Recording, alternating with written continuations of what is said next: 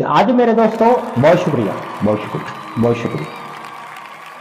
बैठ के गल सुनी करो, गल जरा तवज्जो नाल सुनी करो। कल एक पिंड हैगा ते उस ते फौतकी हो जाए ना, फौतकी समझते हो ना, तो मेरे दोस्तों फौतकी हो जाए ना तो फौतकी पता अचानक होंगी। फौतकी के कोई कार्ड नहीं वंडे जाते कि फलाने दिन जी फौतकी होनी है तो तुसीं आना है, नहीं मेरे दोस्तों। शादी होंगी ना, शादी ते डेट रखी जाती है, ठीक है। शादी ते डेट रखी जाती है 6 महीने की, साल की, महीने की। लोग अपनी तैयारी कर लेंगे, ठीक है। गरीबों की गल कर रहा वहाँ, अमीरों की भी होंगे इंज ही है तरीके, लेकिन उन्होंने कोल दोस्तों उन्होंने काम जल्दी पैसे नाल जल्दी हो जाता है। तो गरीब बंदे सोचना होंगे है, लकड़ियां भी, देगा भी, सारा कुछ यानी कि ना गरीब बंदे वास्ते बड़ा मसला होंदा है। उस जी फौतकी होंगी ये होंगी अचानक, ठीक है। उस पिंड दे विच फौतकी हो जाए ना, एक इट लै जानी, 1 रुपया लै जाना।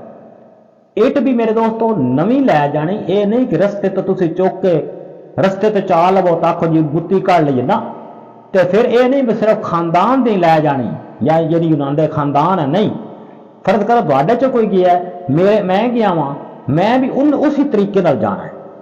एक गरीब बंदे के घर अगर फौतकी हो जाए ना मेरे दोस्तों, तो मैं फर्ज करो अगर 10,000 या 5,000 उन्होंने घर बंदा गया, उन्होंने कोई कार्ड तो नहीं ना गले कि फौतकी वालिया ने कि साड़ी फौतकी होगी तो तुसीं आना, नहीं। वो बात पता होंदा है हर बंदे ने, उस हर बंदे तुहानूं अपने अपने पिंड का पता है ना कि रस्म रिवाज हैं। तो उस पिंड के बाद लोगों को पता होंदा है कि उस पिंड के बाद रस्म रिवाज की है, ठीक है। वो मेरे दोस्तों एक गरीब के घर अचानक फौतकी हो जाए ना, तो वह वेखो इट्टां भी उहदे काम आ गई, ठीक है। उन्हें कोई इट्टां नाल मकान तो नहीं बनाने, इट्टां फिर उत्थे ही गाहक होंदे जे विच ही। वो कहते चलो यार इट्टां दे पैसे मैं भर देना वा, इट मैंने दे दे ते तू ए पैसे फड़ लै, ठीक है। इसी तरह जो पैसे होंगे मेरे दोस्तों वो भी उहदे काम आ गए, ठीक है। हुण मैंने दसो 10,000 बंदा गया फौतकी पे या 5,000 गया, वो फिर यह भी है। दोस्तों तुहानूं एक होर गल भी दस देवां, अगर 5 भरा है ना तो 5 भरावां दी अगों औलाद होगी, ब्याही हुई होवे बाहर, ठीक है, उन्हें भी लै जानी। ये नहीं कि सिर्फ 5 भरावां ही लै जानी, भावां 4 दीवारी ही की रहिंदे हो, उन्हें भी लैके जानी। 1 रुपया 1 इट अगे ही मेहनत की है। भावां तुहाडे चो कोई गया है ना, या मेरे वर्गा भी बंदा कोई गया, फर्ज कर मेरे पिंड का रस्म रिवाज होर है, ठीक है, तो उन्होंने पिंड का रस्म रिवाज इस तरीके का नहीं। अगर मैं जाना है उत्थे तो यह लैके जाना है मैं, 1 इट 1 रुपया।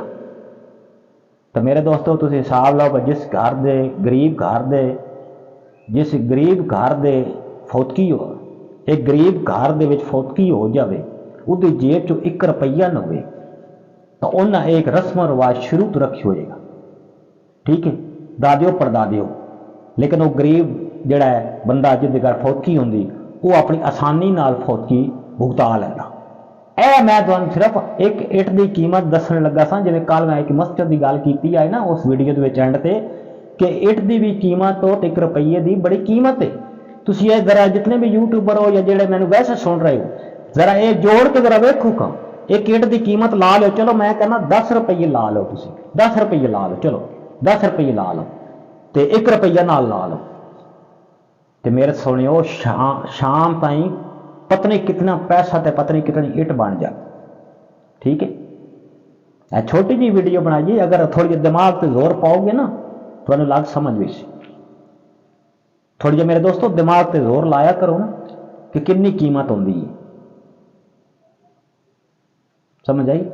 मस्जिद के कोलों लग पैना तो 10 रुपये न पाने, आगे जाके मोटरसाइकिल का या किसी गड्डी का टायर पंचर हो बंजे 300 400 150 तो पंचर लगा लेना है, तो मस्जिद के गले 10 रुपये नहीं पाने।